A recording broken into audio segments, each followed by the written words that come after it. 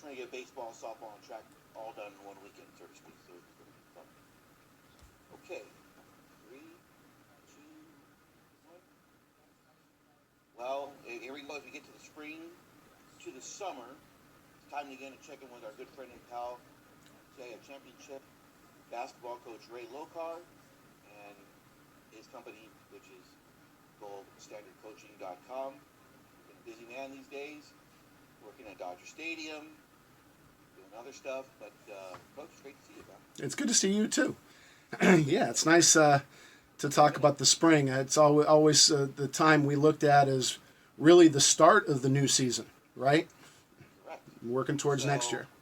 Correct, because as we're filming this, the softball and baseball playoffs are in the quarterfinals, and we've got track and field in the divisional finals, so this is the final postseason push, which also means for sports such as football. Football is underway, basketball.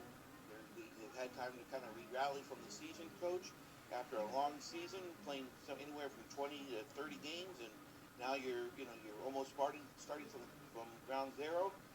I want to, Ray, take our fictitious team here and talk basketball here for a minute before we move to football. As an old basketball coach, we're about ready to hit the summer.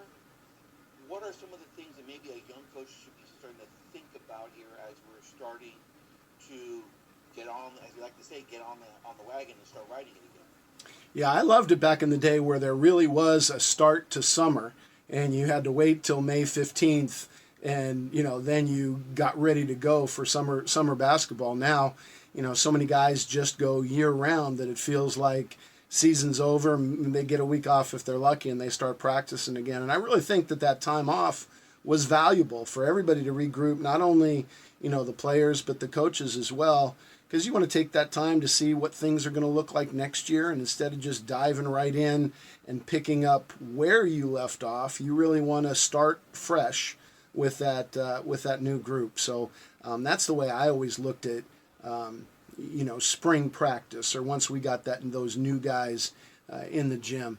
So that starts with establishing the kind of standards and culture that you want. I mean, we're going to do all of the off-season skill work, and during summer they're going to start to play some games, and they get to know each other and how they all fit into the whatever role is defined for them at the time, and some of them are earning different roles. So summer's really a time to kind of discover what's happening. I think too many times, because you're playing games, coaches, players, parents, everybody gets caught up on the result of this weekend's tournament. How did we do? Did we win games in this tournament? And that's not really the goal of what you're trying to accomplish in the summer. You're trying to figure out, different combinations and how kids work, and maybe you're going to have to change some things offensively or defensively, or move people around or into different positions. So really it's a process-oriented thing instead of a results-focused time, for sure. So to me, less tournaments was always better. My other pet peeve about summer. Go ahead. That's an interesting take, because the majority of young coaches today, they can't wait to get into a summer league, 2 or 3 summer leagues, and get they want to get games and reps and everything. You're saying dial it back a little bit. Yeah, I am, and I'll tell you why. It's summer, first of all. Kids have families.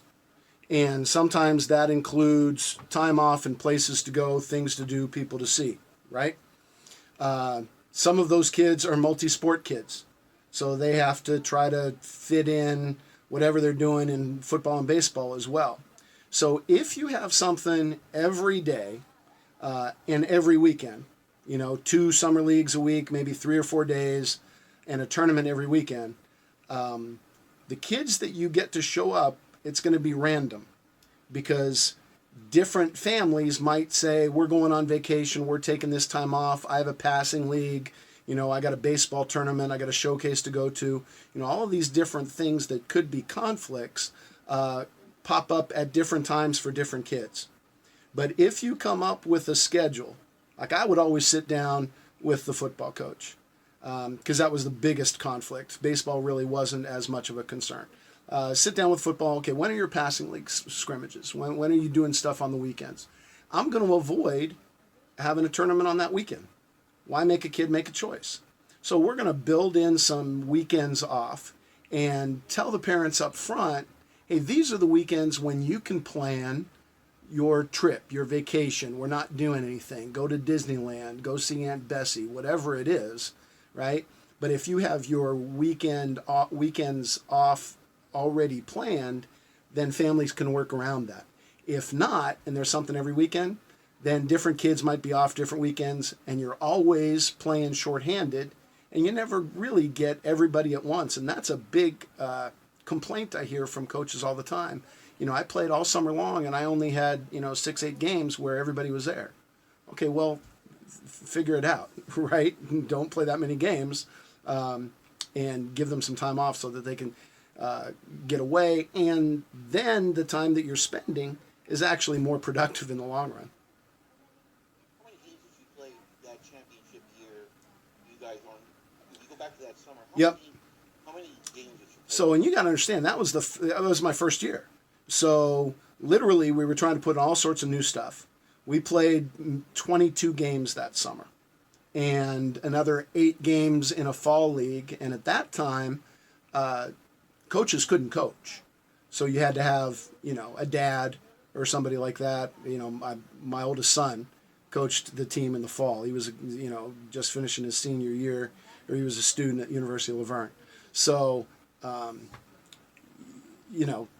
22 games in the summer, 2 tournaments, and, the one summer league.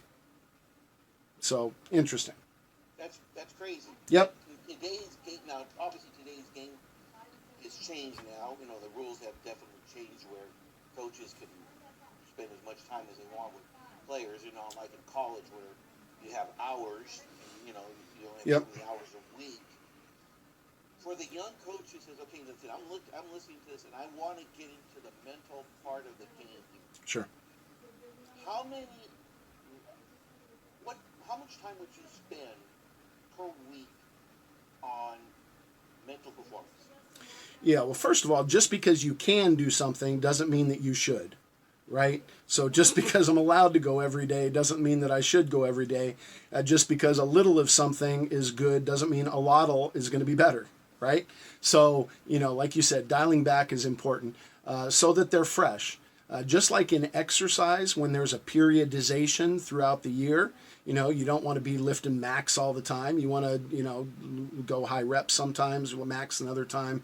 Your training should be periodized mentally as well, right? You can't be on that high-level competition mode all the time if you want them to think that games in December and January are important, right? If I play 40 games in the summer, then that game in December in a tournament is just like every other game. So as far as how much you would work on the mental game, I think that that's something that you talk about throughout your practice. So much of that is your response to what just happened.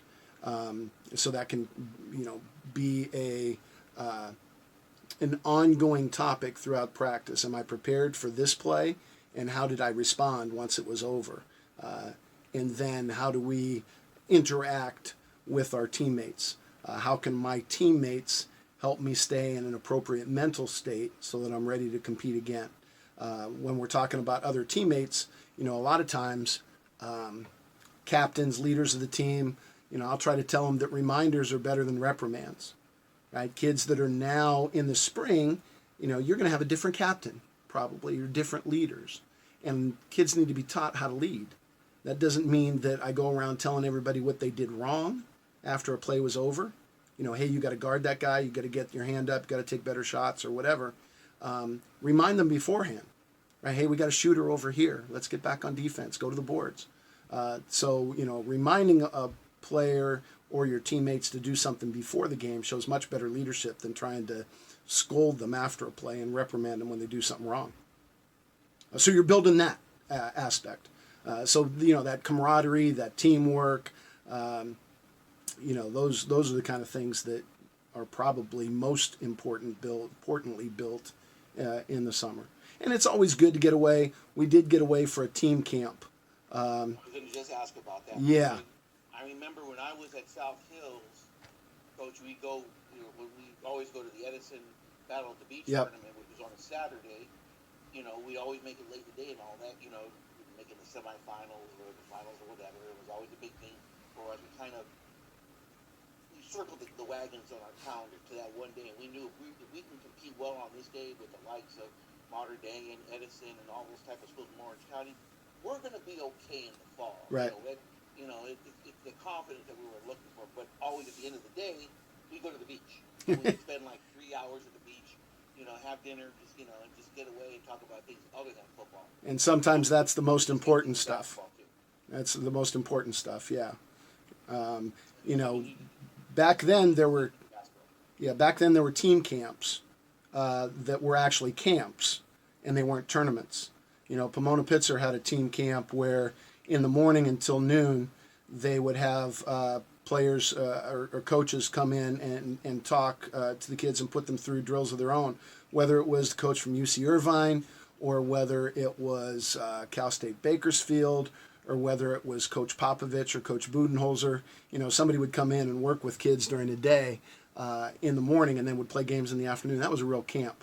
And then the downtime, like you said, was always a time when they could build some trust in each other. One of the fun things that we did, people looked at me that very first year like I was crazy. Yeah, I probably was, but in this particular case, it was intentional. We would leave the gym to go to the dining hall, and players were paired up, and we would tie our reversible jerseys around one of the players' eyes, and the other player had to direct him on how to get to the dining hall without touching him. So you got to go to your 2 steps to your left, avoid that tree. You're going to walk down 5 stairs. You're going to move around. So it's like a really good trust exercise. And then they reversed roles coming back, but it really taught them to put their faith in their teammate, because that's what has to happen out on the floor, right? That is a great exercise. I love that. Fun stuff. Coaches can steal that and use it during camp, whether it's, I don't care what sport it is. That is a tremendous exercise. Yeah, it was fun. Ray, I want to kind of shift here real fast. Sure. And talk about our fictitious football team now. We've had 3 months of off, almost 3 months, maybe 3.5 to 4 months of straight workouts in the weight room. Maybe we've gone on the field in the morning once a week just to, give the guys they give the little kids ice cream after having, the vegetables for 5 days a week. You give them a little something to get the minds going here a little bit. But now as we go into spring football into the summer, I think the biggest challenge, and maybe you can help. We got several new coaches that are in an area this year. They're going to get from the spring where it's all exciting because college coaches are stopping by and they're checking out prospects and everything. Then we get to the summer, and it's just your team, and that's it. And we call it the dog days of summer. Right. And it's real, isn't it? Sure. Yeah, sure is. And from what I observed all those years at Bishop Amat, more than anything, the detailed work that goes into that time. And in a lot of ways, it's very similar to what we were talking about in basketball, but it hits you sooner, right? You got to be ready to compete in August. So now you're fine-tuning. I think that, the passing league or passing tournaments are effective and useful, whether or not you're going to be the kind of team that, might be running the ball or might be throwing the ball. For all of those different reasons, probably as much defensively as it is offensively. But that's when you really want to pay attention to detail and start to get those competitive juices going for August. Let me ask you this question. Uh-huh. And this, I don't want to say we're coming off a tangent here a little bit, but again, we're dealing with some young coaches here who have the ability, unlike us back in the day, and including myself and you, we have this thing called Twitter now, where I felt like if things aren't going right, we're going to find something motivationally and throw it on Twitter, so maybe our players can see it and maybe that'll connect, with the message that we're getting. To me, I just don't think that's the way you really, in this day and age, you really need to directly deal with your players on a face-to-face basis. Yeah, and motivation, if you're going to be really successful, has to come from inside and intrinsically anyway, right? If I need something, to throw up on Twitter to motivate my kids, then I'm doing something wrong to start with. That's the whole, I kind of feel the same way about, the quote unquote bulletin board material that everybody talks about. If I need to put something up on the bulletin board, the proverbial bulletin board that some sports writer picked against us, and that's what motivated us to win, I'm not doing it right. Okay? I mean, playoffs or big games, you should be motivated enough. It shouldn't take somebody else telling you that you can't do something for you to want to do it, right? Those competitive juices. I mean, we're trying to raise kids to be competitors, right? I mean, a coach's job is to teach kids how to compete and to build character through that competition. Right? Those are the only two things that coaches are really trying to do, and regardless of the sport. And there's all sorts of things that you do to prepare kids to compete, right? Some of them are basic. Right? I'm going to throw you on the spot for a second. What are some of the most basic things that a coach has to do to get his kids ready to compete? I think it just starts with preparation. If Yeah. kids are not prepared, they're just not going to play well. Right. So you got to prepare them. You got to practice. What do you got to practice? To me, it would be fundamentals and then games that, Yeah. It just depends on the day here. Right, As a right. Football coach. So Yeah. Monday, Tuesday, hey, I want to work on what didn't work well the previous week, so we can hone that in, because maybe we want to run a certain play the next week, and maybe someone didn't understand the concept, but now they understand it, so we have that, and at the same time, you always want to come back to the fundamentals, but on that Tuesday, Wednesday, we're breaking that, we're kind of giving our guys what they're going what they're going to get from the look team, and to me, it all comes down, and I don't care what sport it is, Ray, game situational stuff. If you're not practicing that 2-minute drill in football or the last 30 seconds of a possession in a basketball game, and I'll even go in wrestling, if you're not practicing, if you're not simulating, down by 2 points with 30 seconds, in the third period, then when that situation comes, you're just not ready. Right. So as coaches, we're preparing for all of those things: skills, schemes, strategies. Game day, we make a lineup, we make substitutions. All of those things are the coach's job and are non-negotiable and shouldn't be discussed about with parents, boosters, athletic directors even, right? I mean, those are my job. That's my job as a coach, to prepare my kids to compete. Now, while I'm preparing them to compete, hopefully I'm building some character, right? What happens is sometimes those two things collide, right? We'll throw this question out to you too. What are some things that we hope kids learn at the end of the day from a character perspective? What are some life skills that we hope they walk away with?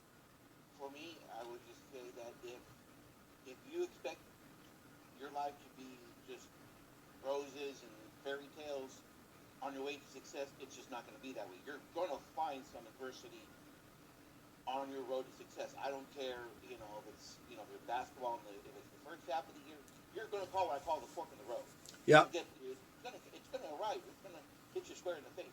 It's how you react to it. So, yeah. Go ahead. Hard work and resilience, right? Grit, toughness, all those things we hope that kids learn. Commitment, a good attitude, work ethic, accountability, right? Sportsmanship. Can I say this too here? Yes.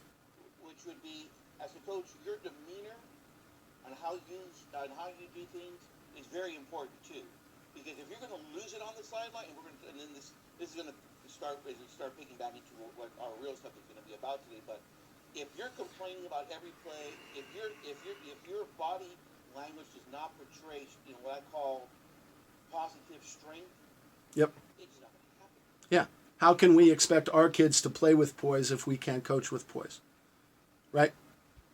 So yeah, absolutely. So those are all the things that we expect our kids to learn. And like you said, they can't learn those character traits if we as coaches aren't modeling them, or as importantly, if their parents and boosters and fans aren't modeling those, right? It's hard to, teach a kid to respect authority and have some sportsmanship if mom and dad's going crazy in the stands or if I'm going berserk on the sidelines. It's hard to hold kids accountable for things when people are making excuses for them. Referee made a bad call, teammate made a mistake, coach made a bad substitution, play call, or whatever, right? You hear those happen all the time. I can't teach a kid teamwork if mom and dad is telling them to shoot every time in basketball or whatever. So, that's got to be a group effort. And those kind of things happen at the beginning in springtime when you make your selection of the team and you have your first parent meeting and you're meeting with the team. These are the standards. These are the things that we're going to live up to. We're going to compete, we're going to build character, and we can do both at the same time, but sometimes it's difficult, right? Sometimes those two things clash and they collide, right? I'm trying to compete and get my team to win, but I'm trying to teach character, and my best player is late for the bus, or he misses a practice without an excuse, or he goes off on an official or yells at a teammate, right? At that moment, that's a difficult moment, right? Because I'm trying to win, but at the same time, I need to teach a lesson. And when those two choices are given, the lesson is going to pay off in the long run more than trying to win that particular game. If you sacrifice the life lesson, it's going to come back and bite you in the butt at some time later. So a lot of young coaches, since that's what you were talking about, they run away from those difficult moments.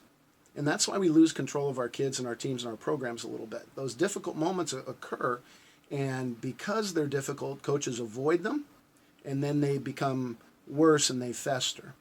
But each of those difficult moments is a teachable moment where you can not only teach, your kids, your players, but you can mold your boosters and parents into the kind that you're going to support the program.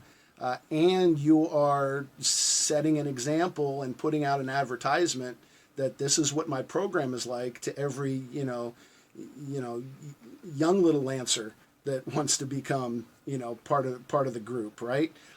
So this is how we do things, and like it or not. I mean, I remember, I met you way back in the day when I was still at St. Anthony's, and you were at the Long Beach Press-Telegram, cub reporter, as they would say, right? Yep, I'm heading back there Friday, back to Long Beach. Nice. Yeah. My very first week there, we had a tournament, and it was already scheduled by the previous coach, and we had our booster club president had a kid on the team, and his MO apparently was he sat right behind the bench and he waited till the gym got completely quiet so that he could yell with his big booming voice at the referee. And, the second or third time, during a timeout, I just looked up from a timeout and we made eye contact, and I said, Mr. XYZ, I'm going to protect the name of the guilty. That's not the way we're going to do things. And he looked at me like, who's this young kid, telling me? He ended up being one of our greatest supporters. As a booster club president, he was great. But if you, as a young coach, don't lay down the law and set the standard early, it spirals out of control and it makes things worse. We're with Ray Lokar from GoldStandardCoaching.com. Great point you make, Ray. You have to have some difficult conversations sometimes with parents just to let them know, you're the new coach, and you know what, we're going to change things around here, and one of them is interacting with officials or with other parents. It's just not acceptable.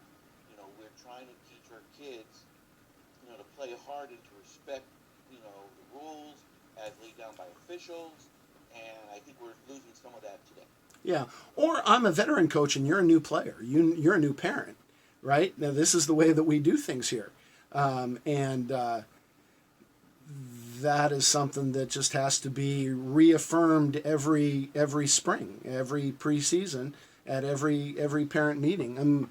When you're in education, every August you go back to your teacher in service, and you have conferences, and they tell you the same thing every year, right? But they tell you the same thing every year because we need reminded every year, and so it's a good reminder to say this is how we're going to do it. And so essentially at the end of the day, when we're trying to get kids to compete as a coach, I'm trying to get them to compete and teach character through that competition. Parents, their role in this whole process should be to try to teach those life skills. Their goal and their major focus should be to try to teach character, and that character will develop good competitors, right? I mean, you can't tell me that if you have a kid who's got a great work ethic, he's committed, he's got a great attitude, focuses on teamwork, and he's resilient and accountable, and he's got sportsmanship.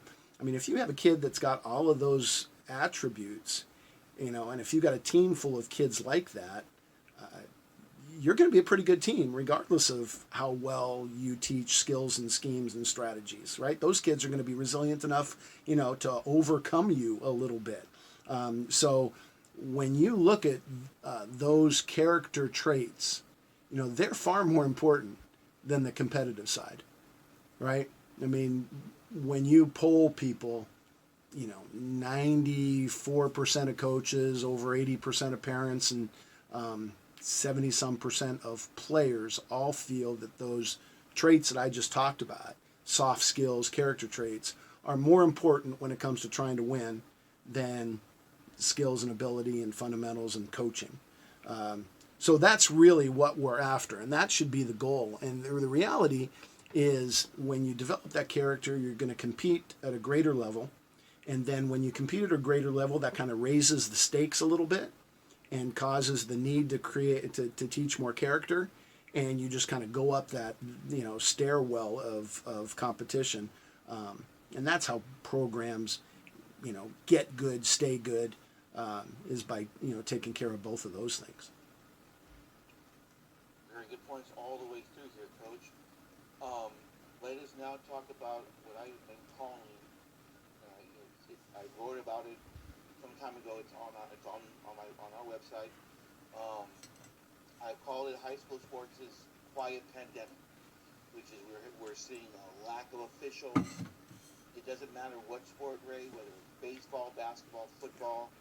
I was reminded the other day, believe it or not, in wrestling, there was in the state of Ohio, they had to cancel a tournament, which was a qualifying tournament for a national team for 15 and 16-year-olds. They had to cancel it because of lack of officials. And I see it. I don't see it getting any better.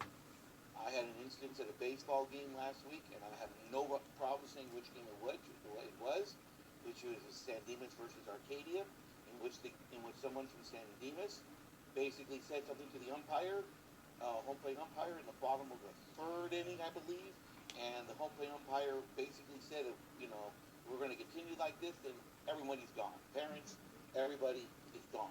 This game is over. Yeah. And I don't see it getting better. I see it somewhat getting worse. I think, Ray, the problem we're finding, and maybe you can help us out here a little bit, is the bigger problem that I see are those, and I mentioned this in the column, are the quick reactionary calls. In baseball, the balls are strikes. In basketball, charge block. Football, holding, pass interference, judgmental calls, where the official has to make a judgment at that moment, and one way or another, he's not going to make everybody happy. Yeah. As a coach, how can we reduce the temperature, knowing in high stakes games, where the adrenaline is really up, it's really high in the gym, we're not treating officials with the proper respect that they're due, keeping in mind, in the back of our head, these guys are only getting paid, okay, 95 to 100 bucks a game, Right. and they're not full-time officials like they are when you watch collegiate games on ESPN or games on the NBA on TNT. Yeah, yeah. A whole bunch of things there. To your point, I used to have there was an umpire in our pre-game meeting at home plate. First thing he would always say was ball strike, fair foul, safe out. We can't even talk about him. That was the first sentence out of his mouth, right? Rule discrepancies, judgment, things like that. Call time and ask. And I think baseball is good in that sense from a coach's perspective because there's a protocol, right? You call time. You can respectfully go out to the umpire and ask him what he saw, ask him to get help, right? So if we follow that protocol as a coach, yeah, and motivation, if you're going to be really successful, has to come from inside and intrinsically anyway, right? If I need something, to throw up on Twitter to motivate my kids, then I'm doing something wrong to start with. That's the whole, I kind of feel the same way about, the quote unquote bulletin board material that everybody talks about. If I need to put something up on the bulletin board, the proverbial bulletin board that some sports writer picked against us and that's what motivated us to win, I'm not doing it right.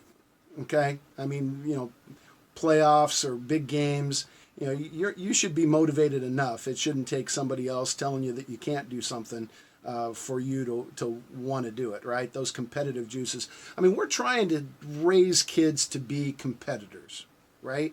I mean, a coach's job is to teach kids how to compete and to build character through that competition. Right? Those are the only two things that coaches are really trying to do, and regardless of the sport. And there's all sorts of things that you do to prepare kids to compete, right? Some of them are basic. Right? I'm going to throw you on the spot for a second. What are some of the most basic things that a coach has to do to get his kids ready to compete? I think it just starts with preparation. If Yeah. kids are not prepared, they're just not going to play well. Right. So you got to prepare them. You got to practice. What do you got to practice?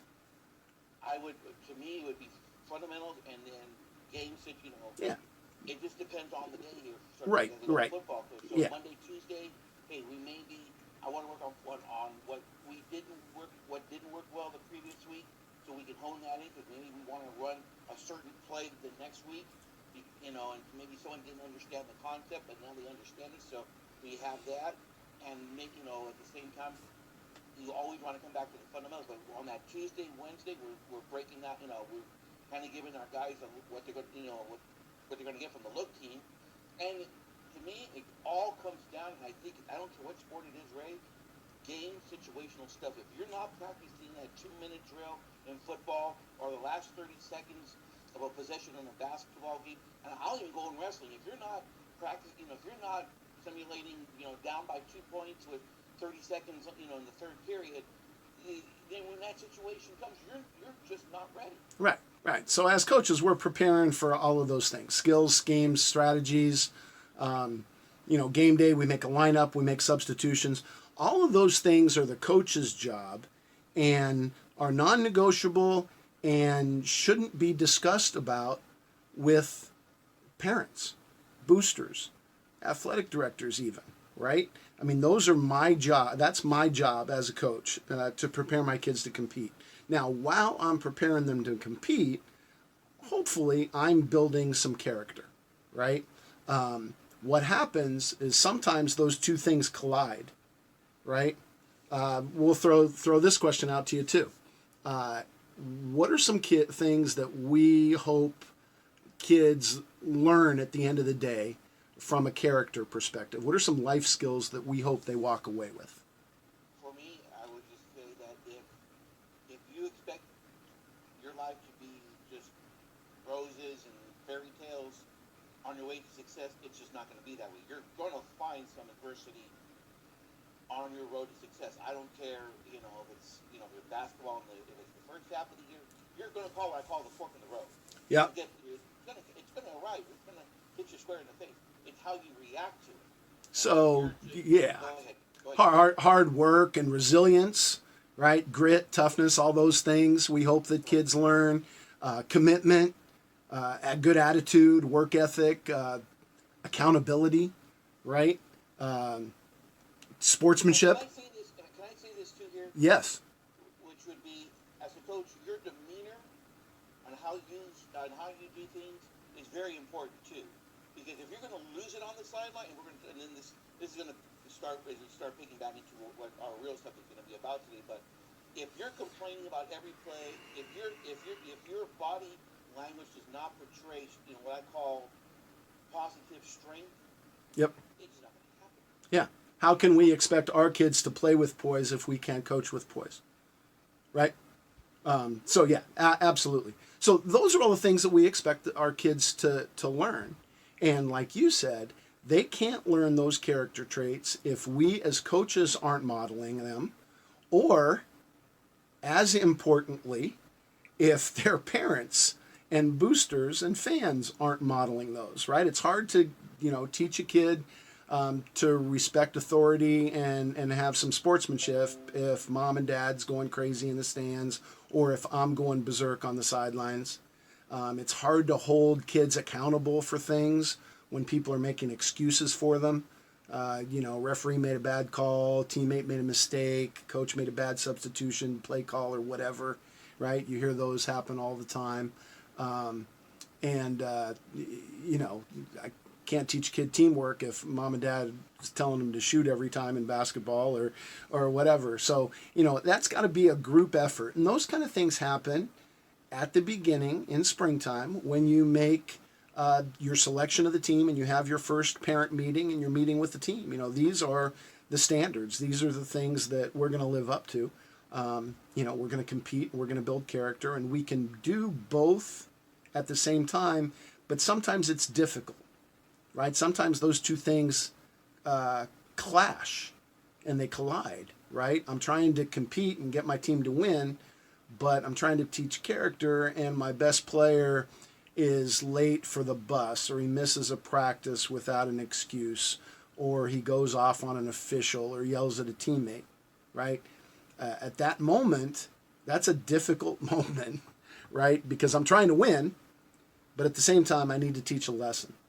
And when those two choices are given, the lesson is going to pay off in the long run more than trying to win that particular game. If you sacrifice the life lesson, it's going to come back and bite you in the butt at some time later. So a lot of young coaches, since that's what you were talking about, they run away from those difficult moments. And that's why we lose control of our kids and our teams and our programs a little bit. Those difficult moments occur, and because they're difficult, coaches avoid them, and then they become worse and they fester. But each of those difficult moments is a teachable moment where you can not only teach, your kids, your players, but you can mold your boosters and parents into the kind that you're going to support the program. And you are setting an example and putting out an advertisement that this is what my program is like to every, young little Lancer that wants to become, part of the group, right? So this is how we do things, and like it or not. I mean, I remember, I met you way back in the day when I was still at St. Anthony's, and you were at the Long Beach Press-Telegram, cub reporter, as they would say, right? I'm heading back there Friday, back to Long Beach. Nice. Yeah. My very first week there, we had a tournament, and it was already scheduled by the previous coach, and we had our booster club president had a kid on the team, and his MO apparently was he sat right behind the bench, and he waited till the gym got completely quiet so that he could yell with his big booming voice at the referee. And, the second or third time, during a timeout, I just looked up from a timeout and we made eye contact, and I said, Mr. XYZ, I'm going to protect the name of the guilty. That's not the way we're going to do things. And he looked at me like, who's this young kid, telling me? Well, he ended up being one of our greatest supporters. As a Booster Club president, he was great.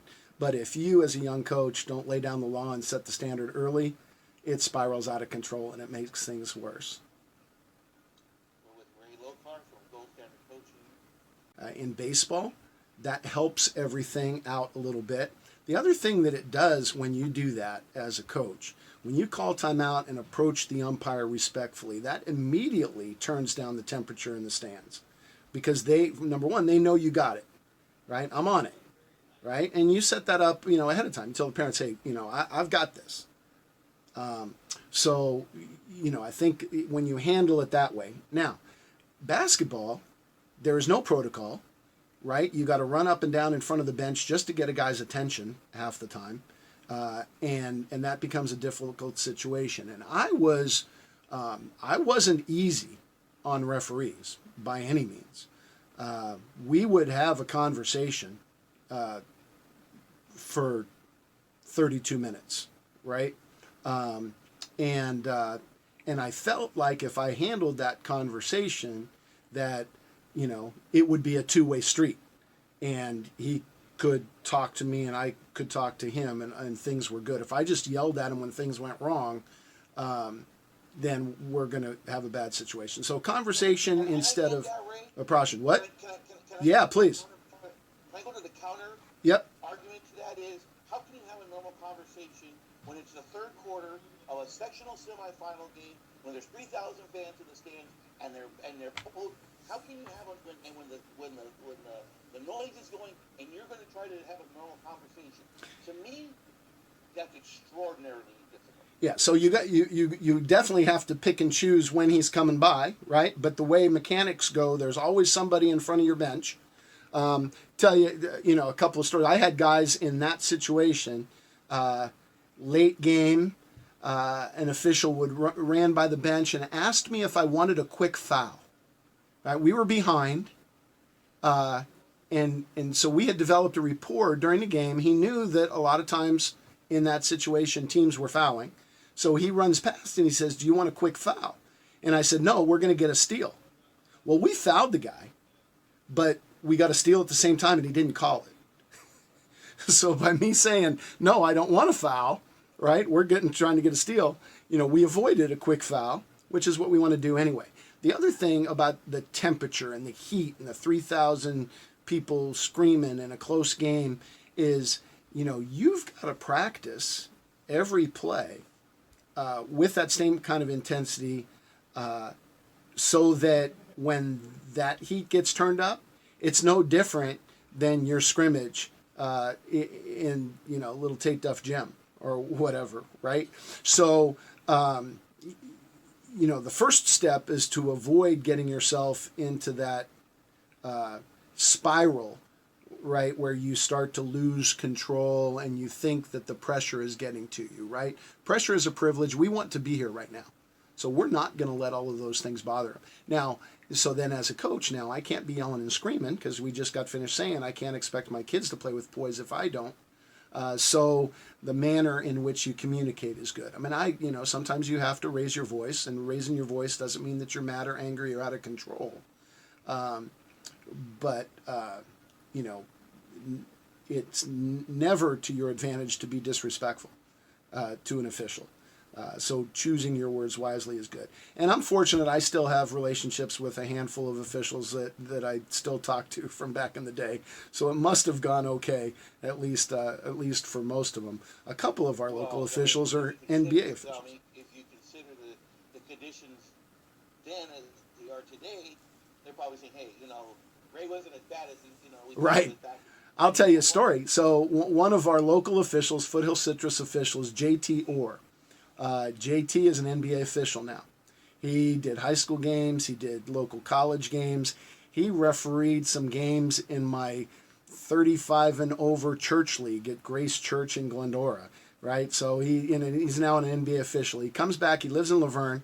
He was doing a summer league game just to get some work in and give back to the community at Bonita High School.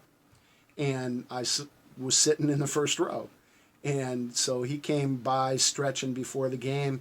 And I said, I'm gonna get on you, JT, just like the old days. And he turned and looked, and he said, you know what now? He says, people pay a lot of money to sit right where you're sitting, and they say things way worse than you ever said. So things are different. For sure. But there's a difference there now, because that, the NBA, if you're paying for that 4 or 5 figure price for that seat, you get to do what you want now. You're in the game. Unfortunately. Okay, right. Right. But So. In a high school game, where people are watching you, most of your kids, and they see you're losing it, and all they want to do is, hey, we just want to play ball here. Yeah. So therein lies the problem. They're like, hey, shut up. They'll tell their parents, shut up. Right. We want to play ball here. Yeah. So there's the problem. You just said that we watch games on TV, and they're allowed to do whatever we want. And somehow, parents of high school players and youth league players think that because the game looks the same, that the goal is the same, right? And it's not. They're there to make money and win championships, and our job is what? It's educational athletics, right? We're trying to teach character through competition. So our missions are completely different, so the manner in which we go about it has to be completely different too.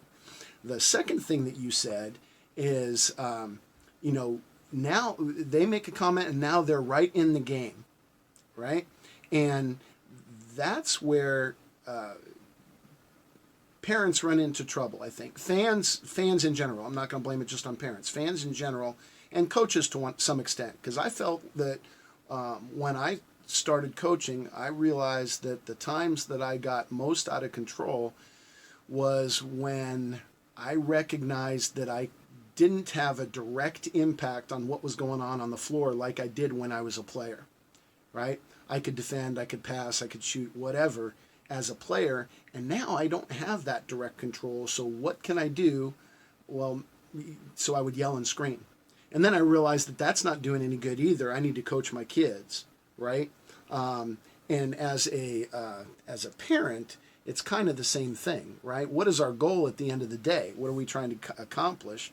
But they try to insert themselves into the game, and they think that by yelling and screaming at the official, that's going to make a difference, and he's going to make a call differently. Or if I, yell at an opponent on the other team because he fouled my kids too hard, that's going to make an impact of some nature, and it's not.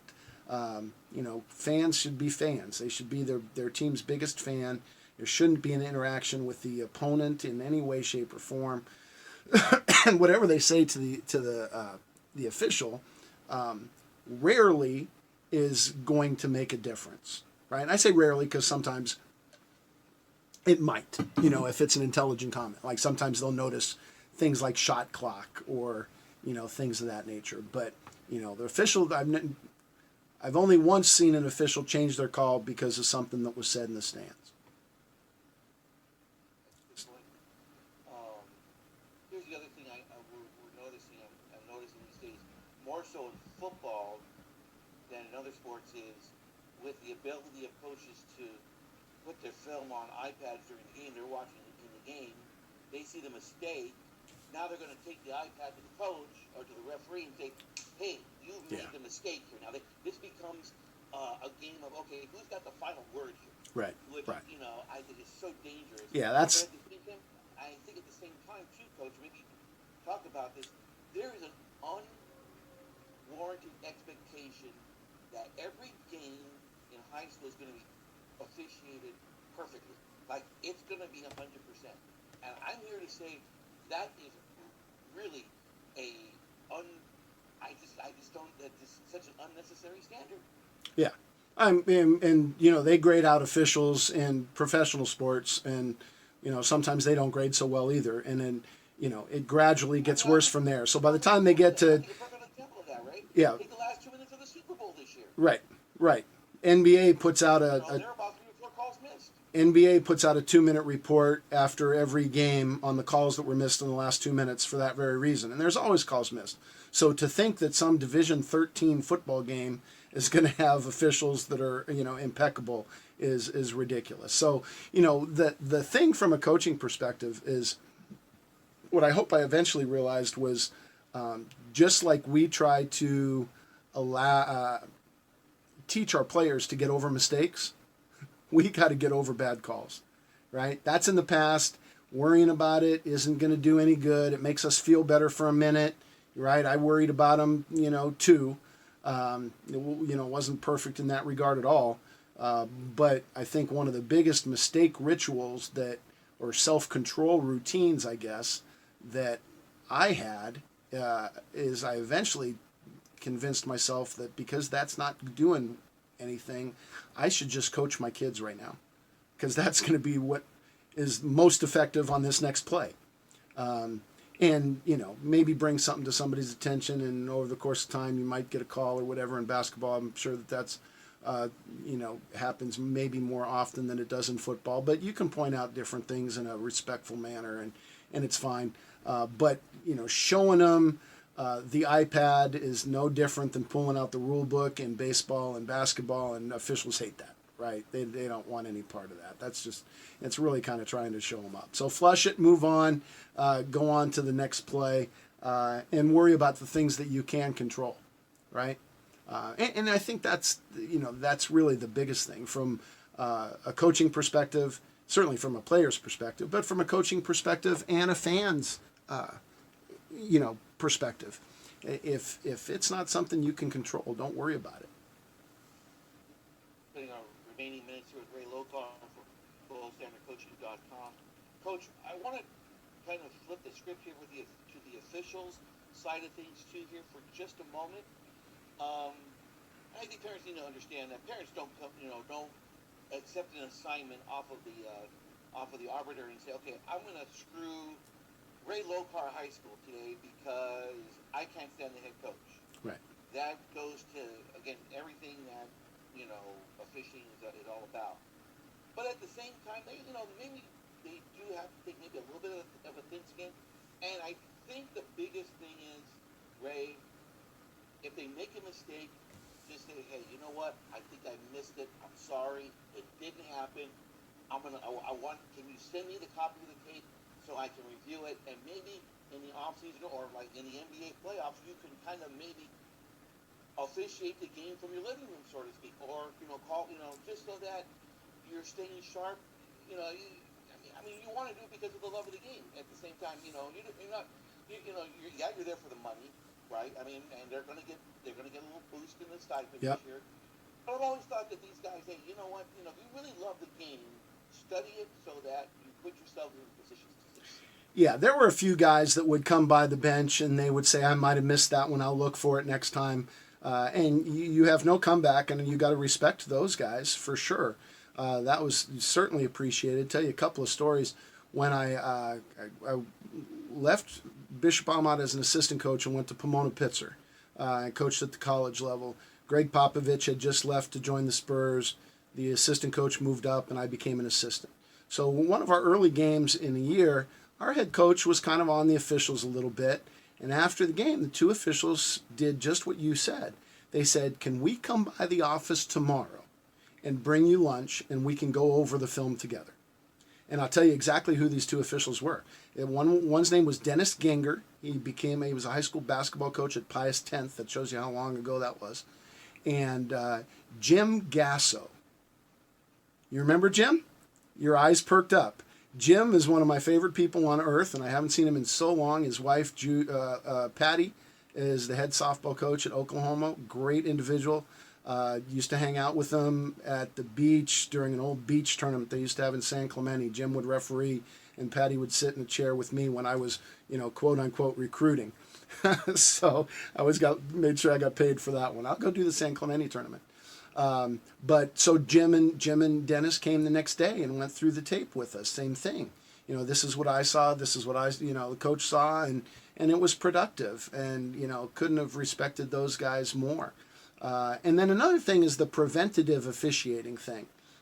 You were at the game, James, in the semifinals against Arcadia at Arcadia. Okay, or semifinals against Artesia at Mayfair.